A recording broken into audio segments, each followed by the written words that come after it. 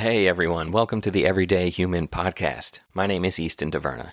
Each day I'll share a reflection written by me and inspired by literature, poetry, music, movies, video games, and more.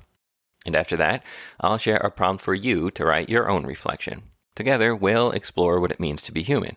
Every month, we'll walk a new path, taking a look at life, death, the universe, and everything in between. Thanks for coming along. I'm glad you're here. For more, visit eastontaverna.com or join me on Instagram at _everydayhuman. The Antidote for Awe. Hey everyone, it's August 25th. Today's reflection was inspired by another quote from J.R.R. Tolkien. This was from The Return of the King, of course, the last book in the Lord of the Rings trilogy. And here is that quote. Merry looked out in wonder upon this strange country, of which he had heard many tales upon their long road. It was a skyless world, in which his eye, through dim gulfs of shadowy air, saw only ever-mounting slopes, great walls of stone behind great walls, and frowning precipices wreathed in mist. He sat for a moment half dreaming, listening to the noise of water, the whisper of dark trees, the crack of stone, and the vast waiting silence that brooded behind all sound. He loved mountains, or he had loved the thought of them marching on the edge of stories brought from far away. But now he was borne down by the insupportable weight of Middle Earth. He longed to shut out the immensity in a quiet room by a fire. So there is Merry really feeling his smallness, I suppose, quite literally, as he is a hobbit, a little small creature, and in his soul, in his spirit, which can happen for many reasons, but also when you look around at the vastness and the greatness of the world. All right, here's my reflection. Perhaps it is because we are so small that we are so awestruck by the immensity of the world around us.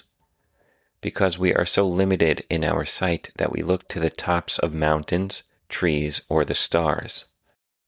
That we are so limited in the sounds our immediate vicinity offers that we seek out symphonies, musicals, rock and roll, hip-hop, the songs of birds, and the breaking of ocean waves. That we can only grow certain plants in our part of the world, that our minds burst at the scent of flowers from other corners of the globe, and that our cultures are so deeply steeped in their own culinary traditions that we marvel at the flavors of cuisine from other nations, that we are sometimes driven to leave the confines of a small home on a small plot of land to experience what the big, wide world has to offer.